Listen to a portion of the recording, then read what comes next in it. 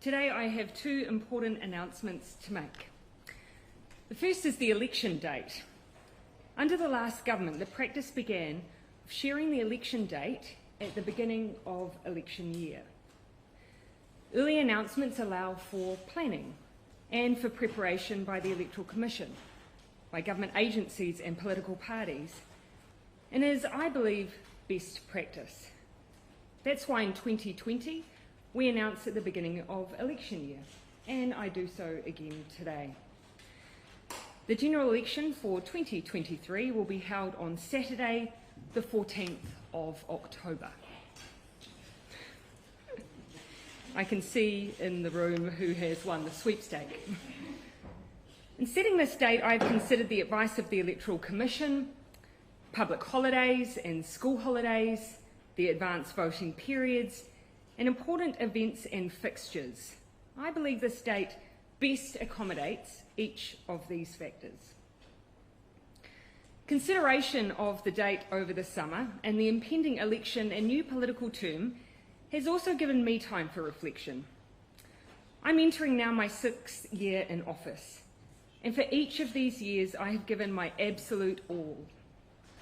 I believe that leading a country is the most privileged job anyone could ever have, but also one of the more challenging. You cannot and should not do it unless you have a full tank, plus a bit in reserve for those unexpected challenges. This summer I had hoped to find a way to prepare not just for another year, but another term, because that is what this year requires. I have not been able to do that.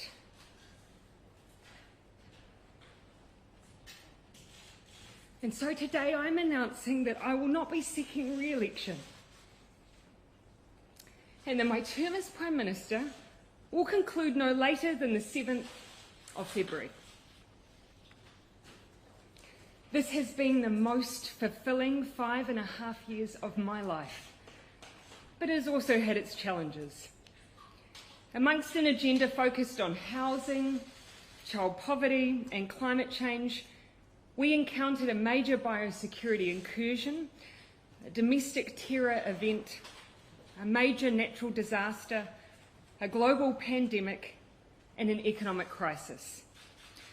The decisions that have had to be made have been continual and they have been weighty. But I'm not leaving because it was hard.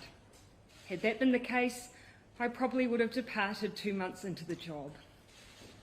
I am leaving because with such a privileged role comes responsibility. The responsibility to know when you are the right person to lead and also when you are not. I know what this job takes, and I know that I no longer have enough in the tank to do it justice. It's that simple. But I absolutely believe and know there are others around me who do. We've achieved a huge amount in the last 5 years, and I'm so proud of that. We are in a fundamentally different place on climate change than where we were, with ambitious targets and a plan to achieve them. We have turned around child poverty statistics and made the most significant increases in welfare and the state housing stock that we've seen in many decades. We've made it easier to access education and training. We've improved the paying conditions of workers and shifted our settings towards a high-wage, high-skilled economy. And we've worked hard to make progress on issues around our national identity. And I believe that teaching history in schools and celebrating our own Indigenous national holiday will all make a difference for years to come. And we've done that while responding to some of the biggest threats to the health and economic well-being of our nation, arguably, since World War II.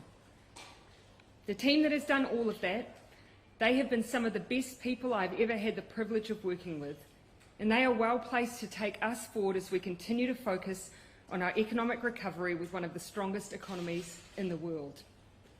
They are also a team who are incredibly well placed to contest the next election. In fact, I am not leaving because I believe we can't win the election, but because I believe we can and will. And we need a fresh set of shoulders for that challenge. I know there will be much discussion in the aftermath of this decision as to what the so-called real reason was. I can tell you that what I'm sharing today is it. The only interesting angle that you will find is that after going on 6 years of some big challenges, I am human. Politicians are human. We give all that we can for as long as we can, and then it's time. And for me, it's time. I intend to remain a member for Mount Albert through till April. This will give me a bit of time in the electorate before I depart and also spare them and the country a by-election. Beyond that, I have no plan, no next steps. All I know is that whatever I do, I will try and find ways to keep working for New Zealand, and that I'm looking forward to spending time with my family once again. Arguably, they are the ones that have sacrificed the most out of all of us. And so to Neve, Mum is looking forward to being there when you start school this year. And to Clark, let's finally get married. As for the next Labour leader, the caucus has 7 days to ascertain whether one individual holds more than 2/3 of the caucus support. Caucus has agreed today that a vote will occur in 3 days' time, on Sunday, the 22nd of January. If a leader is successfully elected, I will issue my resignation soon after to the Governor-General, and a new Prime Minister will be sworn in. If no one is able to garner this level of support within caucus, the leadership contest will go to the wider membership.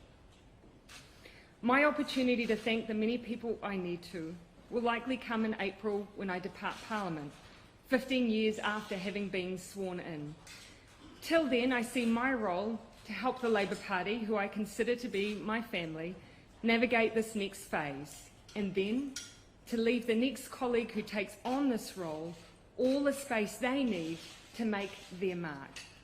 For my part, I want to finish with a simple thank you to New Zealanders for giving me this opportunity to serve and to take on what has and will always be the greatest role of my life.